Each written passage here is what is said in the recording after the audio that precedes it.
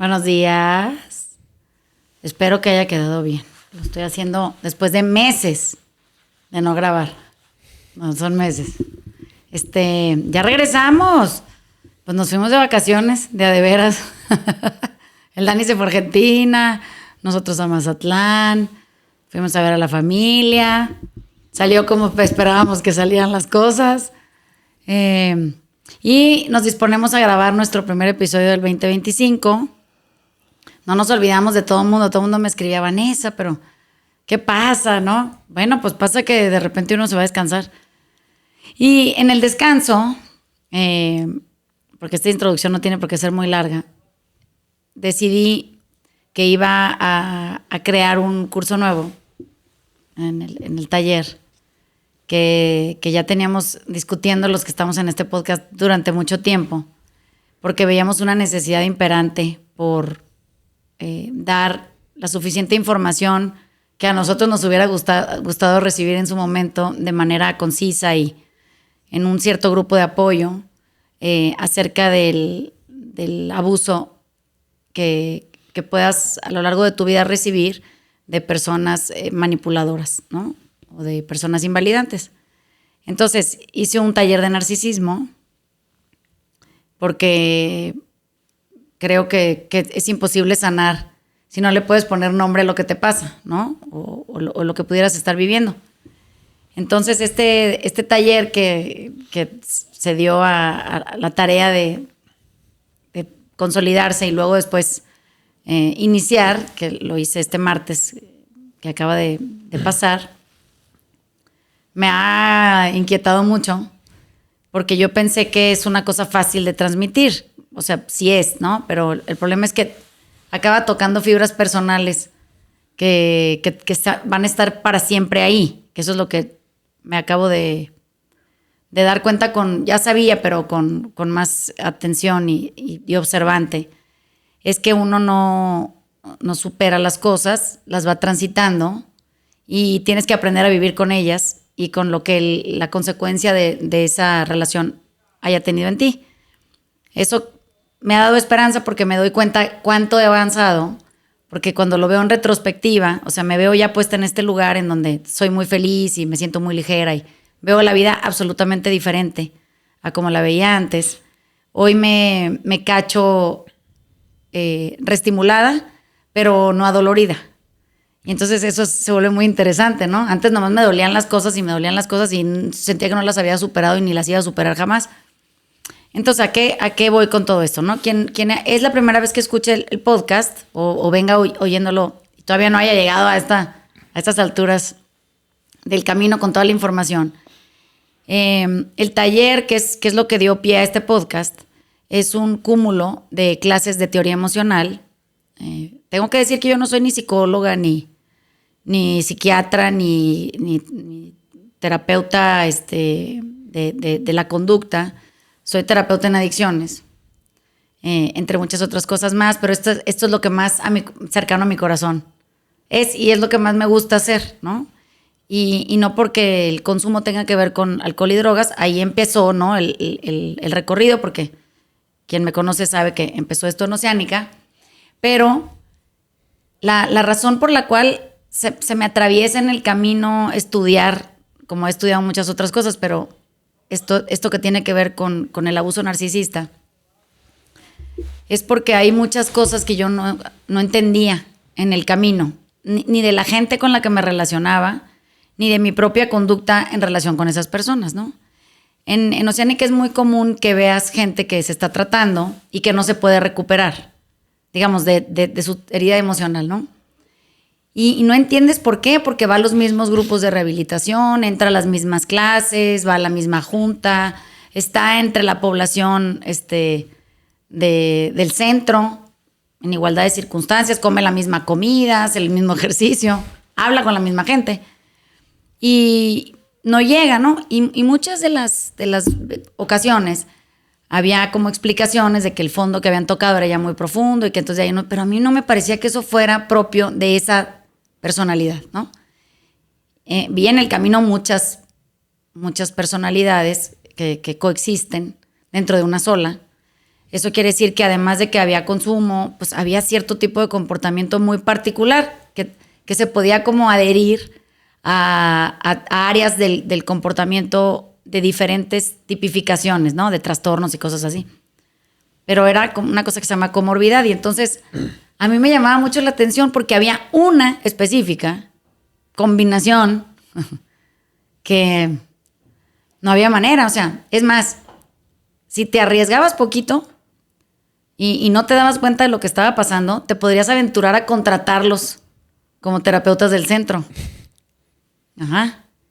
Y a mí se me hacía muy alarmante porque decía yo, no, es que esto, o sea, esto tiene que tener un nombre, o sea, aquí tiene que estar pasando algo. Bueno, cuando esto sucedía era 1993, 94, 95, 97, ¿sí entienden que esto hace muchísimos años? No se nombraba, creo que no existía ni siquiera ese diagnóstico como parte de un trastorno de personalidad, ¿no? Como que mi curiosidad dio para muchos años y entonces me dediqué a estudiar qué podía hacer y entonces pasas desde el machismo hasta la misoginia y pasas por la bipolaridad y como rasgos psicopáticos o sociopatía o sea, no entendías bien qué estaba pasando ahí, ¿no? Y no era ninguno de los que acabo de decir, tenían como rasgos compartidos, pero... Y luego un día se empieza a nombrar una posibilidad de un trastorno de personalidad narcisista, como un trastorno, ¿no? No como una... A ver, antes estaba como sujeto a un apartado independiente, ¿no? En el manual de diagnóstico de enfermedades mentales y así. Y entonces, creo que mucho del taller y de la búsqueda mía en él es un reflejo de esa búsqueda absolutamente desquiciada de mi parte por saber qué me estaba pasando a mí en relación con gente que pudiera tener el trastorno o pudiera tener rasgos que fueran propios de haber crecido en una casa con alguien con ese trastorno y mi necesidad por estar cerca de esas personas, porque eso era lo que era alarmante, no que hubiera gente que estuviera batallando con sus infancias o sus dolores, sino cómo se me hacía a mí difícil deslindarme o alejarme o no relacionarme de forma comprometida, voy a decirlo así, con gente que tuviera cierto tipo de conducta. Me parecía muy atractiva la conducta y yo quería saber cuál era la razón de esa sensación de atracción que yo sentía.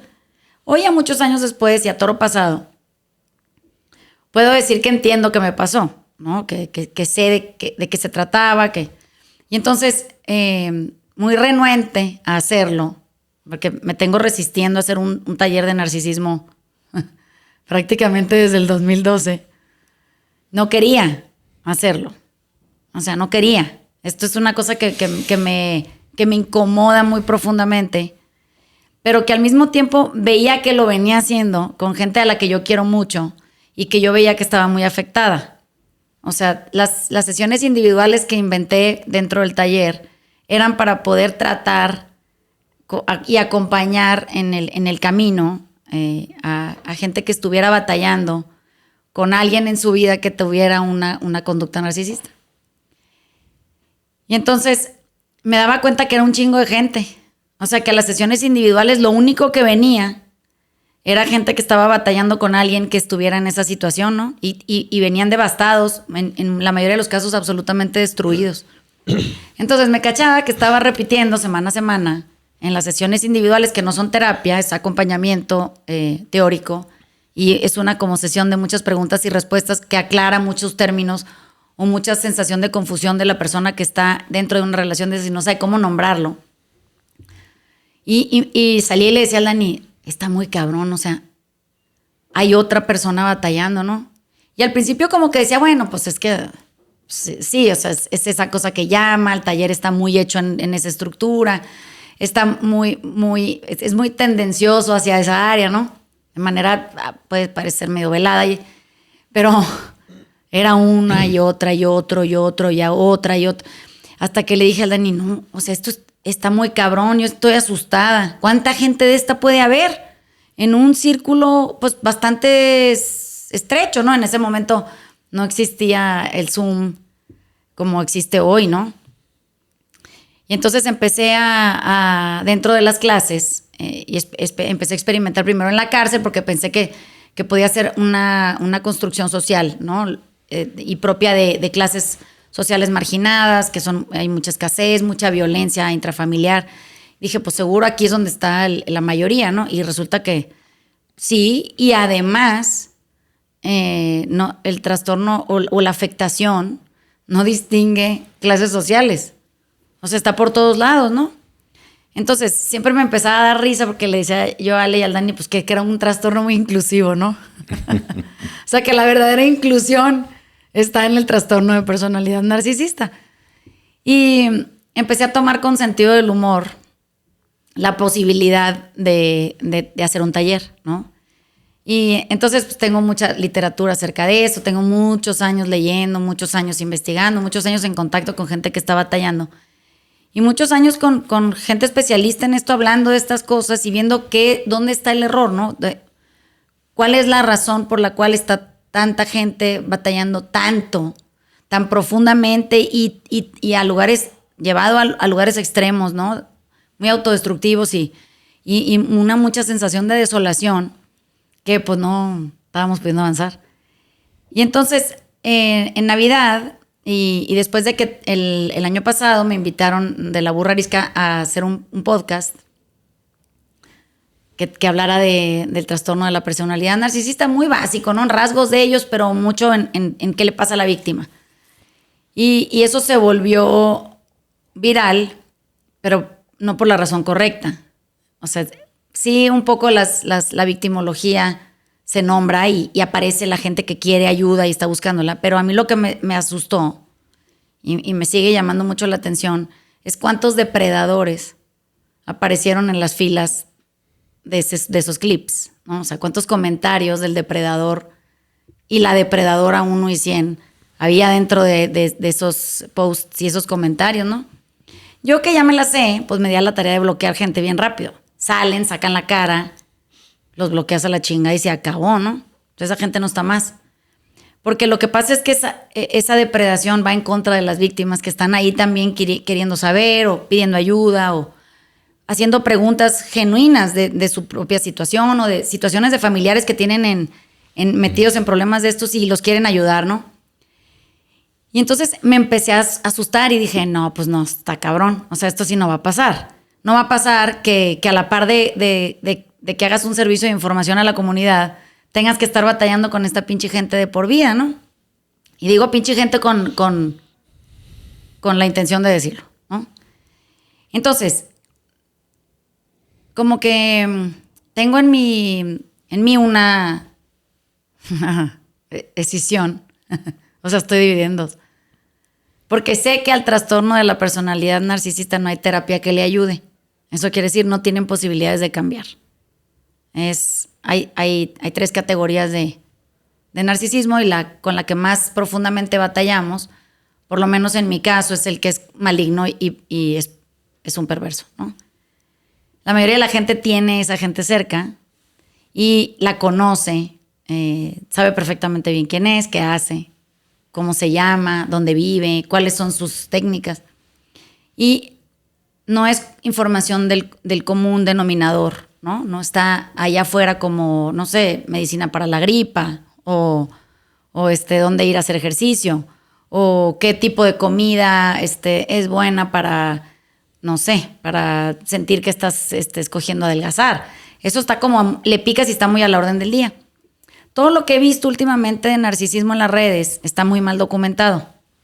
O sea, no es absolutamente correcto. Entonces, hay cuentas muy interesantes que se pueden seguir y que dan mucha información fidedigna, pero hay otras que confunden a la gente muy profundamente. Eso quiere decir, nombran a lo que sea un narcisista. Eso hace que las víctimas del verdadero no puedan pedir ayuda porque hay una mala difusión e información acerca del tema, ¿no? Entonces, creo que todos hemos pasado en el camino, o sea, hemos tenido la mala suerte. Si 1 de cada 6 todos hemos tenido la mala suerte de encontrarnos con uno en algún momento de la vida. Hay gente que lo tiene muy cercano, hay gente que es un colaborador de chamba, o un proveedor, o algún maestro por ahí en la vida o cosas de esas, ¿no? Y lo que más me preocupa es que si no lo nombramos correctamente y no se informa, la posibilidad de que con el tiempo en estos nuevos formatos de éxito se forjen nuevas personalidades en múltiplos de a 1000 y no sea 1 de cada 6, sea 3 de cada 6, es muy, muy probable, ¿no? que aumente. El número de antes registrado era muy bajo, era el 1% de la población. En las últimas décadas, el porcentaje ha ido subiendo de manera alarmante y es porque hemos empezado a relacionar formas narcisistas de ser exitoso con verdadero éxito. Entonces, creo que todos hemos sido testigos, por ejemplo, de casos extremos como el presidente de los Estados Unidos. Este es un narcisista maligno y perverso del libro. Y todo el mundo lo ha podido ver, pues, en todos lados. Habla todo el tiempo, dice las cosas que dice, está acompañado de la gente que está acompañado. Se ve la invalidación en las personas que lo acompañan. Y de todas maneras es un güey exitoso. Eso quiere decir, 2 veces ha sido presidente del país en diferentes términos no consecutivos. La gente ha regresado a votar por él por razones profundamente equivocadas. Es un güey que se atreve a decir lo que sea en pantalla sin ningún tipo de repercusión ni consecuencia. O sea, no tiene escrúpulos. O sea, es un descarado, pues. Y aún así tiene el puesto de uno de los hombres más poderosos del mundo. Entonces, creo que lo alarmante es que alguien pudiera pensar que eso es exitoso y copiarle. La mitad de la Unión Americana piensa que eso es tener éxito y que es digno de ser copiado, ¿no? Esto es un ejemplo burdo porque todo el mundo puede accesar a él. Entonces, creo que lo que me decía Ale es que valdría la pena que pudiéramos hacer un podcast que haga preguntas acerca de cosas básicas que pudieran ser del interés de quien nos escucha y que pudieran invitar a más gente a meterse, a aprender cosas, a informarse y a educarse acerca de este tema, ¿no? Porque a mí lo que me salvó la vida fue voltearme a ver y decidir, en lugar de resistirme a lo que me estaba pasando, entregarme al proceso y educarme, ¿no? Muy compasivamente, lo hice a lo largo de mucho tiempo. Me ha tomado mucho tiempo sanar, pero también siento que el tiempo que me tomó sanar no es ni siquiera un porcentaje minúsculo, es un porcentaje minúsculo del daño que me pudiera haber hecho si hubiera seguido andando por el camino que andaba, ¿no? Desafortunadamente, en mi entorno familiar, hablando de mi papá, de las infancias de mi mamá, de mí misma, de la gente a mi alrededor, estoy llena de gente así, ¿no? Creo que en el caso por ejemplo, la infancia de mi mamá, que fue una infancia muy torturada, mi mamá fue por años víctima de un nivel de narcisismo sin precedentes, que la pudo haber dejado muy lastimada por muchos años hasta la fecha, ¿no? Yo veo cosas que le pasan a mi mamá en cómo se comporta y eso, y digo, puta madre, es que ve nomás cómo una infancia jodida con un narcisista en tu casa te puede desbaratar hasta la médula, ¿no? Veo a mi papá, que viene de un distinto modelo de narcisismo, cómo escoge hasta su última pareja, siendo un narcisista de libro. O sea, la actual esposa de mi papá es una cosa abominable, absolutamente perversa y maligna en sus intenciones y en sus formatos y en su capacidad. Y lo que se vuelve muy desesperante es no poder ayudar a la víctima, porque la víctima nunca se deja ayudar. Cree que tiene que seguir ahí siendo fiel, estando al pie del cañón, incluso en contra de sí mismo, ¿no? O en contra de su propia incapacidad de ver. Porque el problema cuando eres víctima es que te quedas ciego, sabiendo. O sea, es una ceguera muy obligada, ¿no? Pero es muy desesperanzador ese lugar, es muy solitario y no puedes ser capaz tú de creerlo porque la pinche vergüenza y la culpa que te da saberte víctima de ese proyecto narcisista es infinitamente más abrumador que quedarte.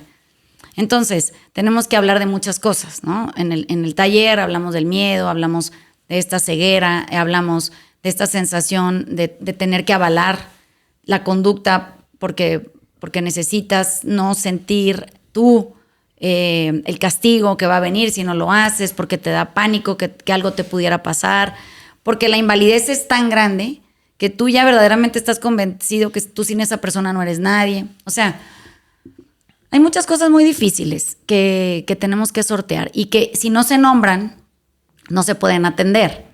Entonces, a mí ya como que ya tengo 50 años y ya prácticamente andar nombrando cosas no me importa. O sea, no le veo el caso a seguir sosteniendo estos proyectos de vida para otras personas que drenan y se abastecen de la víctima y la dejan en la calidad más degradada, humillante y sin dignidad posible, porque de ahí obtienen su sensación de glorificación. Y creo que no hay vergüenza en decirlo, ¿no? El problema es que si no tienes un grupo de gente alrededor que se dedique a decir las cosas por su nombre, no te envalentonas jamás y siempre vives a la sombra de estas personas que te van a destruir.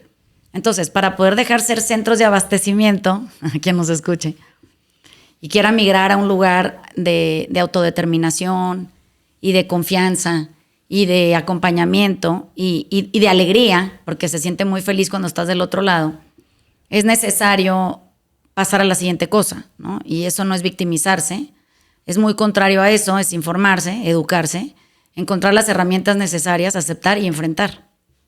No se va a resolver, ¿eh? Sí lo tengo que decir. O sea, el narcisista no deja de ser narcisista nunca, simplemente porque la víctima se informa. Lo que sí pasa es que la víctima puede abordar el tema con muchas más herramientas efectivas y salvaguardando su propia integridad, ¿no? Entonces, voy a dejar que el Ale y el Dani hagan preguntas y que pudieran reflejar las suyas. Yo las contesto con mucho gusto y cualquier cosa, el taller sigue recibiendo gente por Zoom, hay muchos lugares ahí y quien quiera, nomás me contacte y ya saben cómo me escriben ahí por mensaje directo y todo y ya. A ver, ¿quién quiere saber? ¿O qué quieren saber? No sé si es pregunta, pero en mi caso y en el proceso mío, la aceptación de la circunstancia fue, creo que, lo más difícil, porque estaba cubierto de culpa, ¿no? Uh-huh. Por no haberlo visto, por no haberlo atendido, por una serie de condiciones. Pero eso me hacía ir y regresar, de construir explicaciones de por qué las cosas eran como eran y no simplemente decir, bueno, esta es la situación en la que estoy y de ahí me muevo. Ahí la verdad es que tuve la gran fortuna de estar con ustedes y un poco podíamos tener estas conversaciones y sí ver que las cosas eran como eran y ahora sí que quitarte la culpa de encima. Uh-huh. y ya con esa aceptación ya puedes hacer algo. Sí. Pero por otro lado también, no sé, yo trato de resolver las cosas. Uh-huh. Y esto no tiene solución. O sea, la única solución está en mí y cómo acepto la condición que es y cómo puedo desarrollar las herramientas pues para convivir con las personas que están ahí. Fíjate que ahorita que dices eso me acabo de dar cuenta de algo. Hay un momento en la relación de ese tipo de relaciones. No importa si son de pareja, padres, hijos, entre hermanos, en el trabajo, no importa, ¿no? Pero hay un momento en donde ese proyecto empieza primero en una disociación, que es cuando la persona tiene que como dividir interiormente quién es y dónde está y qué le está pasando. Y entonces, porque no lo puede abordar, escapa, ¿no?, a esa realidad. Y la forma de escapar, que eso es lo que quiero decir, primero se disocia. O sea, dice, ¿sabes qué? No, esto yo no puedo aceptar esto y yo no sé qué está pasando aquí y yo voy a hacer como que no está pasando nada, ¿no? Como si creara una forma alterna de estar dentro de la relación y otra fachada y otro... Porque es muy duro tener que ver eso que está sucediendo afuera y relacionarlo con lo que te está pasando adentro. Cuando eso no funciona, la gente escapa a su realidad. O sea, la niega por completo. No existe. Y no existes tú en ella tampoco, ¿no? Y la tercera etapa de tener que escapar a eso que no sabes tratar es suicidarte, ¿no? Fíjate qué duro, cómo dentro de esta dinámica que hemos visto un montón de veces, ¿no? Yo lo he visto en los 3 casos, ¿no? Desafortunadamente tuvimos un caso el año pasado de una gente que queríamos muchísimo que acabó suicidándose, ¿no? Se quitó la vida propia porque no pudo, porque no supo cómo y porque no le halló la manera, ¿no? Entonces, empezó en una disociación, luego en una desrealización, que no sé si esa palabra existe en español, en inglés existe el término, y no sé cómo se dirá, y luego viene el fin, ¿no?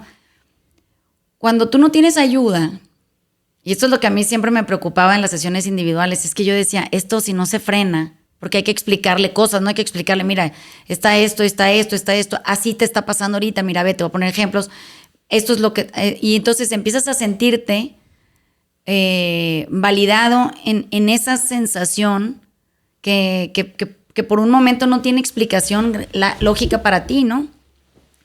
Cuando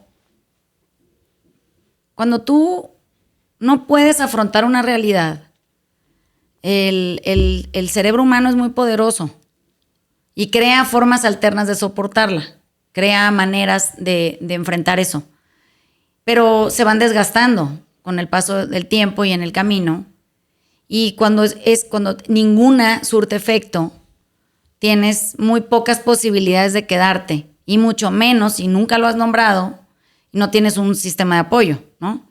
Entonces, eso que decías ahorita, sí tiene es que hay tanto, o sea, hay tanta ignorancia en cuanto al tema, y hay tantas cosas que se tienen que nombrar y se tienen que saber, porque cuando tú de repente te caches en una disociación, una desrealización, o como se diga, puedes decir, oye, a lo mejor y estoy dentro de un proyecto de abuso y no lo sé, ¿no? De manipulación y abuso y no lo sé, ¿no?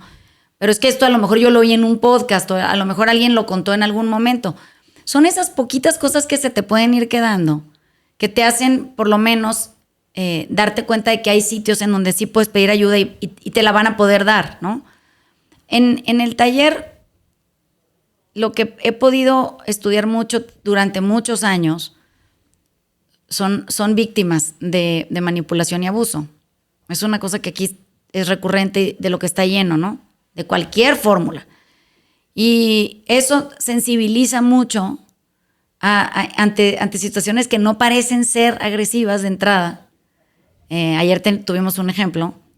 Y que para el que ya pasó por ahí y ya está del otro lado, suena tan evidente, es tan increíblemente evidente, que podrías intervenir por esa persona rápido y decirle, oye, mira, bueno, no sé si ese es tu caso, pero te voy a enseñar todo esto y tú decide. Pero por lo menos sabes qué le puedes enseñar, que suena a exactamente eso que está narrando y que parece que sería como en el libro, por ejemplo. Sale tu historia, ¿no? ¿Por qué no das ese ejemplo? Porque creo que se ve en la superficie como una cosa totalmente normal y rutinaria. Sí. Pero creo que si has tenido una relación de ese tipo, sí, te van a brincar muchas cosas. Quiero pensar que tengo permiso de hacerlo, pero no puedo. Tengo que pedir permiso. Ah, bueno. O sea, tendría que preguntarle a esa persona. Bueno, ¿por qué no das un caso hipotético? Su ejemplo ficticio, ¿no? Bueno, puedo hacer uno que se parezca, pero no sea. Entonces, imagínense que aquí todo el mundo ha sido profundamente violentado por un chat. O sea, quien nos escucha sí sabe de qué estoy hablando, ¿no? Llega ese mensaje que te simbra hasta la médula y que parece ser completamente inofensivo, pero en realidad no lo es, ¿no? Que tiene una intención de acusarte, de torturarte, de desprestigiarte, de hacerte dudar de ti mismo, de disculparte y de querer encontrar la explicación para eso que no parece ser una falta evidente para ti, pero que te están haciendo ver tantas veces que estás equivocado, que ya tú crees que efectivamente es tu culpa, ¿no? Entonces, el mensaje puede venir disfrazado de cualquier cosa. Voy a poner un ejemplo, ¿no? Si el Ale me escribe algo y en el camino se arrepiente de lo que escribió y lo borra, yo, que ya tengo mucho tiempo haciendo trabajo personal y he borrado chats, yo también, cuando escribo cosas y luego digo, ¿para qué mandé esa chingadera? No vine ni al caso. O es una cosa que no tendría por qué haber explicado, o me equivoqué de destinatario, también me pasa muy seguido en el taller, porque pues quiero mandar a un grupo, acabo mandando otra cosa al otro, entonces lo borro. Y en esta relación, Ale a mí nunca me ha reclamado que decía lo que borraste, por ejemplo, ¿no? Nunca me ha pasado. Pero sí pasa que si ese borrón llega a la persona equivocada, la persona equivocada se lo toma muy a pecho, tratar de exprimir de ti qué decía ese mensaje y te acusa de 20 cosas. Te acusa de esquivo, te acusa de inconsciente, te acusa de mentirosa, te acusa de incapaz de decir las cosas de frente, te acusa de vengativo, pero como que lo borraste porque te arrepentiste porque te dio miedo. O sea, de pronto empiezas a darte cuenta que y el mensaje era completamente inofensivo. O sea, era que pusiste una hora, pero esa hora ya había pasado y como no lo leyeron a esa hora, pues ya mejor lo borraste, ¿no? Porque pues ya había pasado el momento en donde podía tener efecto el mensaje. Y ya, y no tendrías por qué explicar nada. Pero a mí lo que me llama la atención es cualquier persona que te exponga a cualquier nivel de tortura, angustia o sensación de pánico, intencionalmente no está pensando en ti. Y si está pensando en ti para someterte. O sea, eres su sitio a donde obtiene el abastecimiento que necesita, el que sea que esté buscando esa persona en ese momento, ¿no? Los chats son muy común porque hoy casi todo el tiempo nos comunicamos por chat. Y yo veo este ejemplo que les estoy poniendo de borrar o de escribir algo y que la persona diga, lo que tú quisiste decir aquí fue, y malinterpreta todo el mensaje. Tú te estás tratando de explicar, no, es que eso no quise decir. Y entonces, claro, pues lo que pasa es que tú siempre te estás justificando y entonces esta de la justificación, lo que quiere decir, y entonces empieza un atentado, porque pues en contra tuya, que lo único que deja ver es que te están grumeando, o sea, te quieren confundir en cuanto a tu propia realidad. Por eso hay que luego acabar de escaparla, ¿no? Porque la realidad que tú ves y la que te hacen creer que es la que es no coincide. Y entonces a la gente empática naturalmente le da mucho miedo estar equivocada, porque siente que no la van a querer o porque siente que no la van a aceptar o porque siente que está haciendo las cosas de buena manera y que no está funcionando y que tiene que cambiar. El empático siempre piensa que tiene que cambiar. El narcisista siempre piensa que el empático tiene que cambiar y que él no tiene nada que cambiar, que él es súper perfecto y él no está haciendo nada, ¿no? Hay muchas señales en el camino que indican que están ustedes ante una persona, voy a ponerle, un ser humano invalidante. Porque hay de muchos tipos, ¿no? No nomás hay narcisistas, pero esos son los más comunes. Que te hace a ti dudar de ti mismo, ¿no? Lo pueden hacer de 1000 maneras, ¿no? Con observaciones acerca de tu físico, con correcciones al hablar, con cuestionamientos acerca de tu intelecto, de tu origen incluso, queriéndote mover la forma de ser o de vestirte o de pensar, o las amistades, o que de repente exija de ti comportamiento que cuando recién empezaron a salir no era exigido. O sea, hay muchas cositas que le van dando luz a estos espacios de negrura y que te empiezan a crear mucha zozobra. Eso sí tienen que saberlo. Cuando recién empiezas a percibir que algo está mal, te inquietas, pero cuando le puedes poner nombre, la inquietud se vuelve prácticamente insoportable. O sea, pero sí entienden que una vez que ya viste, ya no puedes desver.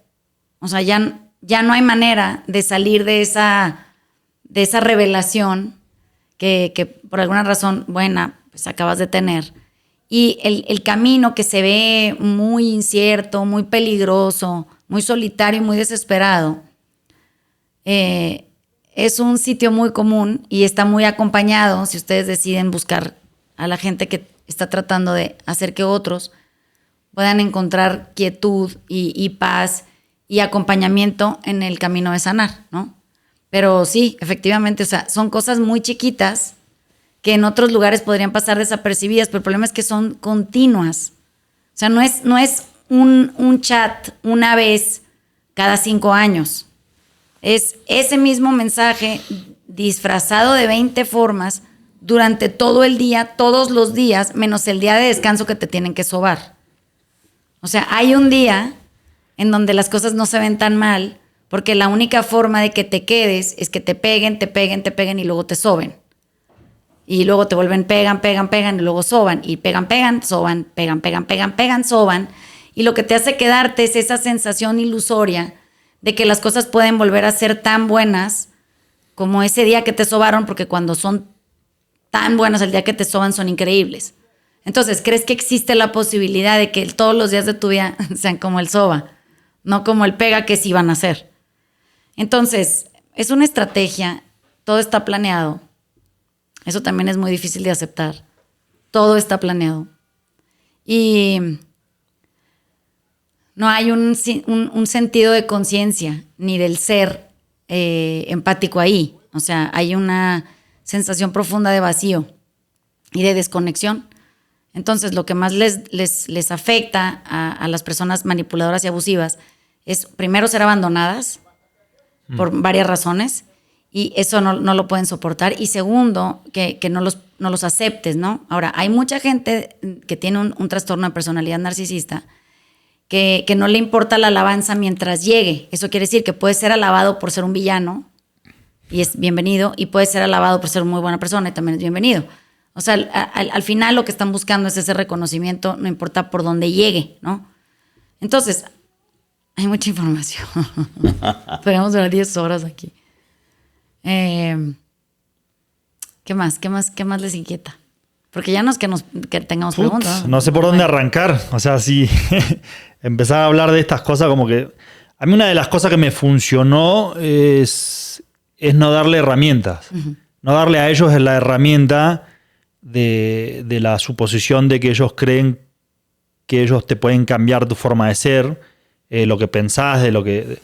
O sea, a medida que vaya, que es difícil, porque si, bueno, todo el tiempo estás ahí como que vulnerable de un montón de cosas, y si, bueno, como que son los más allegados, y si, bueno, necesitas hablar esa parte con alguien, y como que estás ahí un poquito más ahí pasando información, que después esa misma información te la terminan usando en contra, y después ya terminas diciendo ok, y ya como que lo vas desarmando a todo. A mí, por ejemplo, esa parte me funcionó muchísimo. Después otras, las que más me costaban hacer, era como que usaran los más cercanos de uno, que eran los que te dolía el corazón, y los ponían de frente de guerra, ¿no? Que te los ponían de escudo, y tenías que batallar con esa parte, pero bueno, hasta que vas entendiendo otra información de herramienta, y bueno, ya hoy ya no te cuesta tanto para nada, hoy te da risa. Pero en ese momento no te da risa, como diciendo si estabas en un lugar muy desolado. Y como decía Ale, gracias a nosotros, que nosotros sí hicimos esta parte, como diciendo, bueno, de estar siempre juntos, y hablamos de los mismos testamentos que nos mandaban por WhatsApp. Testamentos. Y decía, mira, ahí va de nuevo, y se vuelve a repetir exactamente lo mismo que está escribiendo la otra persona. Uh-huh. No necesariamente que se conozcan nada, pero que sí, bueno, eran las mismas maniobras que tenían para llegar al objetivo, no sé, a lo que pretendían, sí, claro, ¿no? Claro. Hoy como que, bueno, no te hacen ni cosquillas nada de eso, porque sí, bueno, ya son muchos años de estar. Otra también de las cosas que me pasaban a mí era que lo quería resolver en el momento, porque esa parte que te decía, ibas paso por paso, línea tras línea, y vos sabías cuáles eran las soluciones de cada cosa que te estaban diciendo, pero no era por ahí. O sea, no tenías que resolver nada, no le tenías que resolver nada al otro, porque terminabas haciendo un montón de cosas hacia el otro lado, uh-huh, que vos dominabas muy bien, pero no la hacías para vos. Uh-huh. Después, cuando te tocaban hacerla para uno, como que decís, bueno, ahí como que medio no tenías tanta experiencia, porque siempre querías rescatar al que tenías al lado. Sí, fíjate que ahorita que está diciendo el Dani eso, esta sensación de urgencia que nos atropella cuando aparece el nombre de la persona en tu teléfono, o la llamada, ¿no? O el chat que lo ves y es esa pinche sensación horrenda de que se te para el corazón. Se te detiene el corazón. Y no puedes dejar estar eso sin abrirlo y sin contestar. O sea, tu necesidad de complacer, de, como dice el Dani, de resolver, de encontrar cómo acallar la furia o la exigencia o la locura o la necesidad de ese ser humano que es muy hiriente, es tan poderosa que te quita de lo que estás haciendo y de las verdaderas cosas importantes en tu vida, te borra de ahí y te enfrasca en este espacio íntimo y absolutamente abusivo de comunicación con la persona narcisista. O sea, es como si el mundo se borrara y tú solo existieras en ese espacio para poder atender, resolver, encontrar el mensaje correcto, mandar el mensaje correcto, acallar a la persona, a quitarle de las dudas que tiene acerca de ti o tu comportamiento, tu proceder. Que siempre es como un cuestionamiento constante, ¿no? O sea, es un constante castigarte a través del mensaje. Lo pudiste haber hecho mejor, no esperaba esto de ti, yo me imaginaba que eras diferente, ¿cómo es posible que se te haya ocurrido? No pensaste en nadie, eres un egoísta, nunca vas a cambiar, dices una cosa y haces otra. O sea, tienen muchas frases que se repiten, como decía el Dani. A nosotros a veces nos llegaban mensajes prácticamente al mismo tiempo de personas completamente ajenas, distintas y que ni conectadas estaban entre ellas. Y si intercambiábamos celulares y cada quien leía el celular del otro, era exactamente el mismo mensaje. O sea, era exactamente el mismo proceder y, como dice el Dani, tenía las mismas maniobras, ¿no? Ahí fue cuando empezamos a recuperar un poco de sentido del humor, ¿no? Que era cuando empezábamos a leer con la voz del otro el mensaje de alguien que no era destinado para mí, pero que empezamos a decir, está cabrón que no nos podamos dar cuenta que esto es un libro que ya está escrito, que viene paso por paso manifestándose a lo largo del día. Y entonces aprendimos con mucha dificultad a contestar a todos esos mensajes, ok. Esa era nuestra respuesta, ponle ok. Y entonces, como no nos atrevíamos a poner en nuestro teléfono ok, luego yo acababa poniendo ok en el de Dani, Ale en el mío, yo en el de Ale, el Dani en el de Ale. O sea, y lo aventábamos a ver qué pasaba en esta zozobra que aparte no se te quitas porque estás esperando la respuesta, ¿no? Curiosamente, ante el ok, en un porcentaje muy alto ya no había respuesta. No. O sea, ya no había ni un solo mensaje adicional a ese, ¿no? Y empezamos a sentir quietud. A veces sí, a veces regresaba otro mensaje testamentario, o sea, eran 17 párrafos de la misma información del primero, nomás que masticado diferente, pero decía lo mismo, era pura invalidación. Y empezamos a darnos cuenta que era invalidación, ok, invalidación, ok, invalidación, ok. Y entonces, pues le podemos poner invalidación al mensaje, ¿no? ¿Qué recibiste? Invalidación. Y luego, ok. Y empezamos a sentir gozo. O sea, ya no era tan amenazante, había mucho acompañamiento, nos sentíamos muy felices a lo largo del día de poder haber sido más valientes que el día anterior o que el mensaje anterior. Y después se empezó a diluir, cada vez nos llegaban menos mensajes, pero teníamos más herramientas, cada vez podíamos redactar mejor respuestas concretas, cada vez podíamos contestar con preguntas a la invalidación. Y entonces como que nos empezamos a armar de una fortaleza de la que no podíamos presumir al principio, pero que con la compañía y con la buena voluntad y con esta sensación de buen humor que podíamos enfrentar las circunstancias, pues nos empezamos a sentir cada vez más ligeros, ¿no? Una vez que tú recuperas autonomía y esta sensación de reconocimiento y de aceptación propia y de mucho respeto por uno mismo, ya pasaban, me atrevo a decir, días sin que ni siquiera abriéramos los chats. O sea, pues como que por ahí nos llegaba el chat y lo dejabas estar 3 días. Pero lo curioso no era que lo dejáramos estar medio forzados, ¿no? De que ay, sí quiero ir, pero no voy a ir. No, ya se nos olvidaba. Se te olvidaba. O sea, se iba recorriendo ese mensaje, quedaba ya no sé en qué cola, y de repente cuando te enterabas era porque la persona regresaba a preguntarte por qué no le habías contestado y decías, no, se me olvidó. Y eso es una sensación de triunfo. O sea, se siente en el corazón, se siente un pinche golpe de realidad gozosa y dichosa que te avisa, vas bien, este es el camino, estás avanzando, ¿no?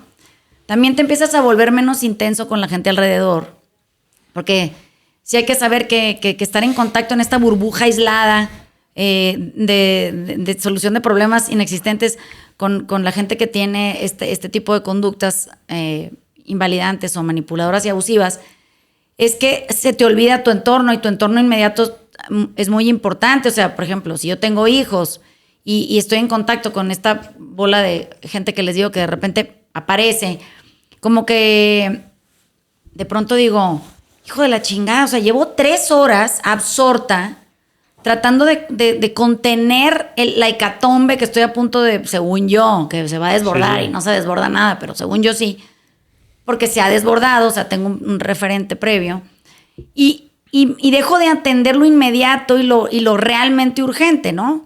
Que si es una llamada de un hijo, que si es un pago que tengo que hacer, que si es una verdadera conversación que sí tenía que tener.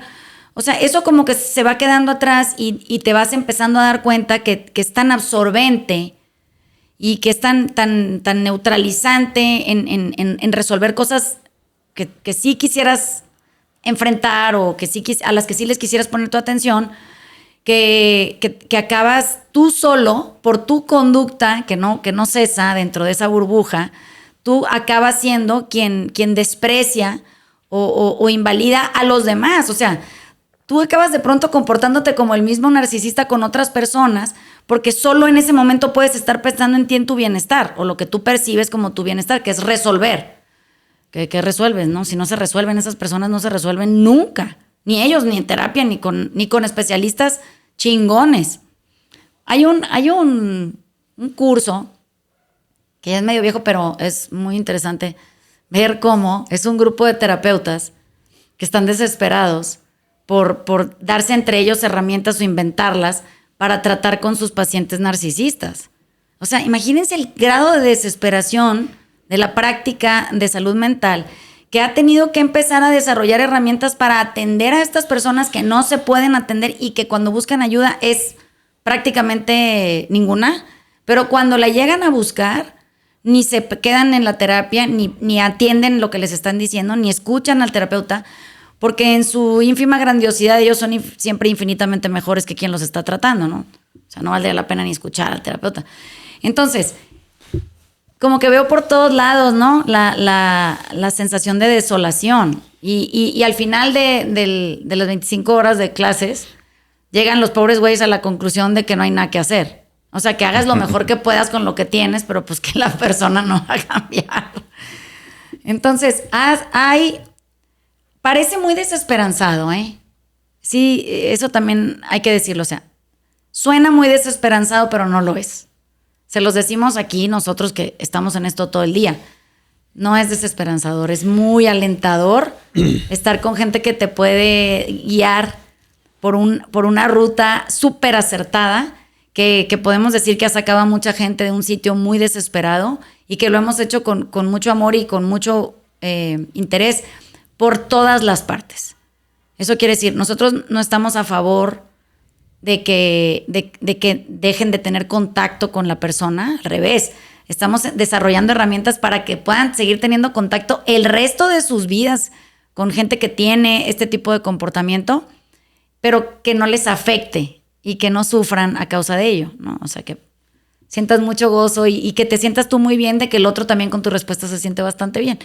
Entonces, es muy gozoso eso. Al Dani le pasa que ahora ya dice, güey, qué buena onda soy. Sí, o sea, sí, ahora que, o sea, gracias a todo esto que vamos viviendo y que vamos desarrollando con el tiempo, porque lleva y tener que ser paciente, puedes disfrutar los cercanos y decir, bueno, te puedes reír un poco más, como que no te lo tomas tan en serio, no querés salir a resolver nada.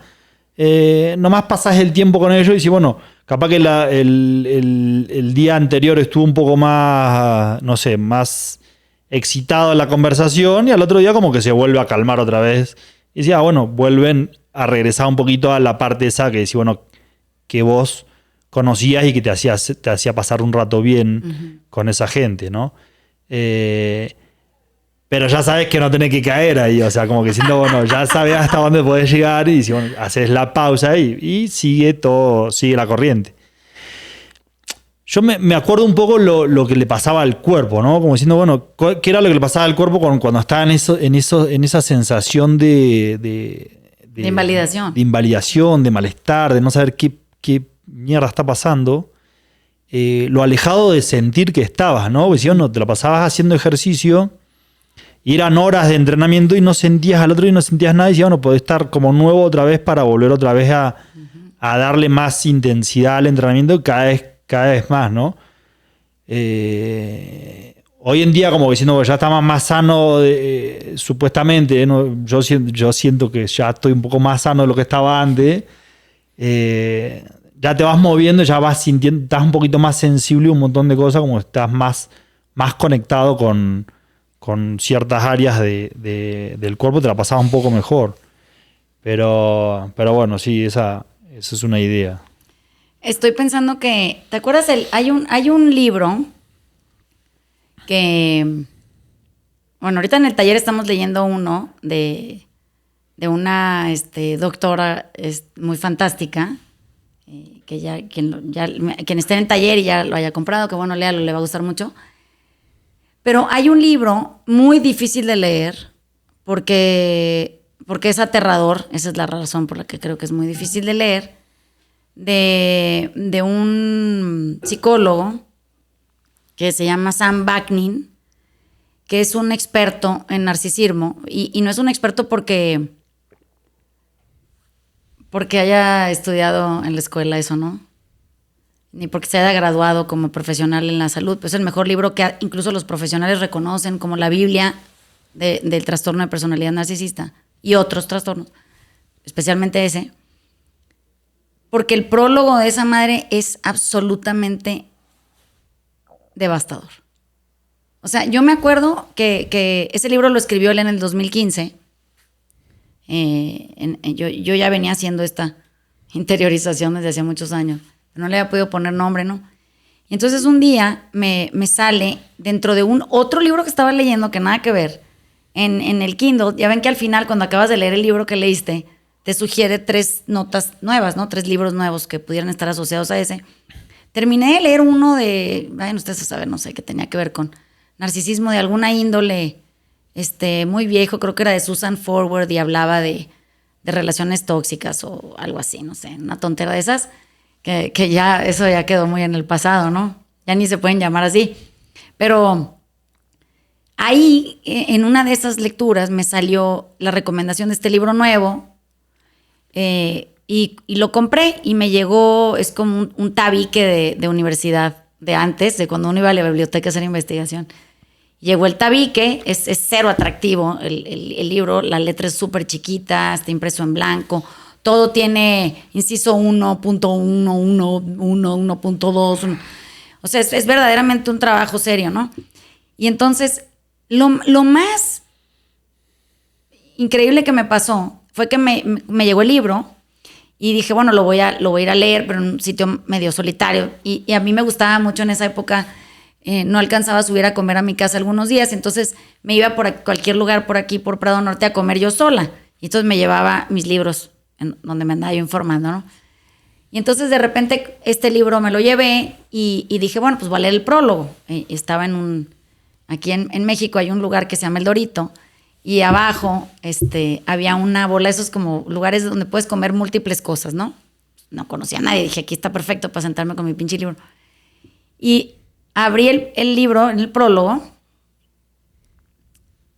y nunca más mi vida volvió a ser la misma. O sea, hay cosas que me dejan ser un antes y un después, ¿no? En la vida, cosas que le pasan a uno que te hacen venir siendo una persona y se rompe eso en ti y sigues otra, ¿no?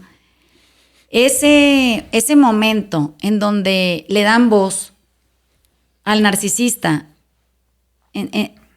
o sea, nombran lo que pasa por su cabeza, redactan sus pensamientos, fue tan increíblemente devastador para mí que me acuerdo que hasta se me fue el hambre, pero se me rompió algo y tenía muchas ganas de llorar, de saber que eso era lo que yo creía que existía afuera y que yo no podía concebir que alguien hubiera visto lo mismo que yo. O sea, ese fue, por eso le digo que es un golpe de realidad. O sea, eso me regresó de la disociación. Eso me regresó de esa sensación de desaliento.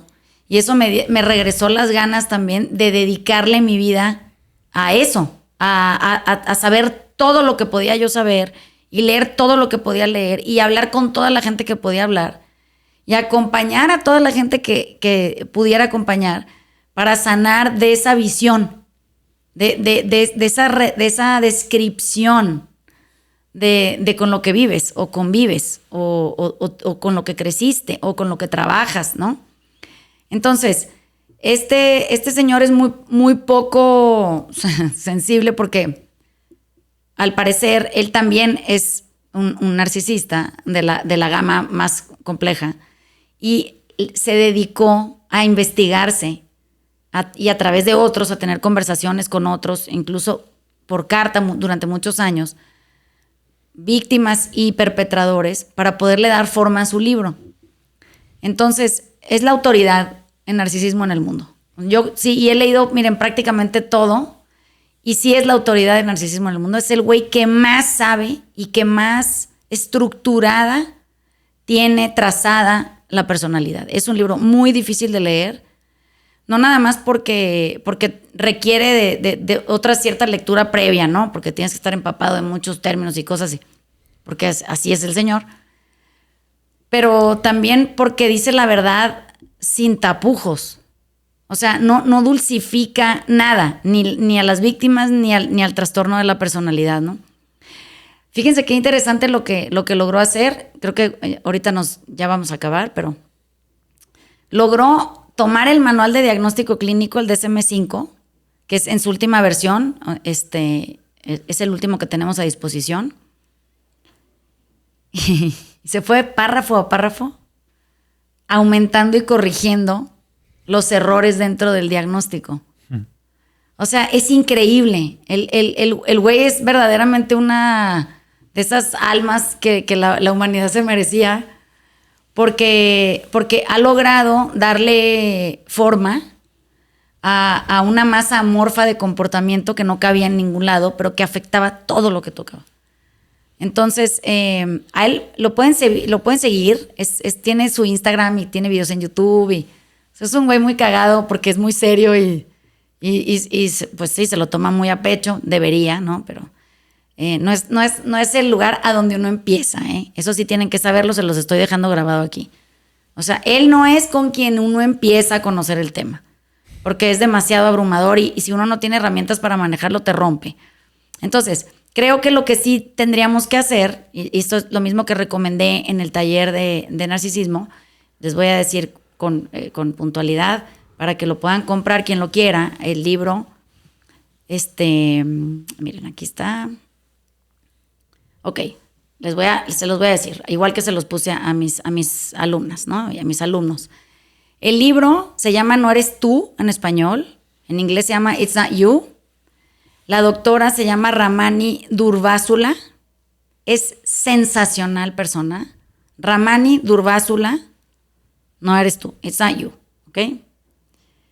Y lo que me encanta de ella es que es una personalidad súper burbujeante. O sea, ella siendo víctima de un proyecto narcisista, se dedica ella profesionalmente a tratar gente en terapia y todo esto. Pero empezó a escribir un libro que es muy digerible, que te lleva de la mano poco a poquito, de manera sutil, y te introduce en la terminología y te lo explica con peras y manzanas. Y es una mujer súper empática. Entonces, escucharla, por ejemplo, quien lo compre en libro de audio, ella lo narra, entonces escucharla es fantástico. Leerla también es muy maravilloso. Y leer, en noviembre apenas acaba de salir la traducción al español. Este libro es muy nuevo, salió en el 2014. Y en noviembre hicieron su lanzamiento en español, es de Editorial Océano. Y lo pueden comprar donde sea, o sea, Amazon, en Gandhi, en El Péndulo, donde ustedes quieran, ¿no? Quien quiera, léalo, se los recomiendo. Son de esas cosas que le salvan la vida a uno si no tiene todavía mucha información. Y el autor Sam Vaknin, por favor, primero lean a la doctora y luego Si les quedan ganas, consultan al autor. Háganme caso cuando les digo que con él no pueden empezar. Es verdaderamente doloroso. Entonces, ¿hay algo más que quisieran agregar? ¿Dudas? ¿Comentarios? Te vamos a hacer la versión 2. Pues vamos a hacer varias. Sí. Miren, creo que lo que sería una muy buena cosa es que todos nos demos a la tarea de leer el libro y con calma durante las siguientes grabaciones podemos ir comentando de lo que vayamos leyendo del libro, porque es muy fácil de comentar, es un libro muy ligero y es muy como agradable pasar la página, todo. Podríamos empezar a desahogar esa lectura aquí, como lo hacíamos muy al principio. ¿Se acuerdan que nos dábamos a la tarea de oír un podcast o ver una película o agarrar un libro o un post de internet, lo que sea?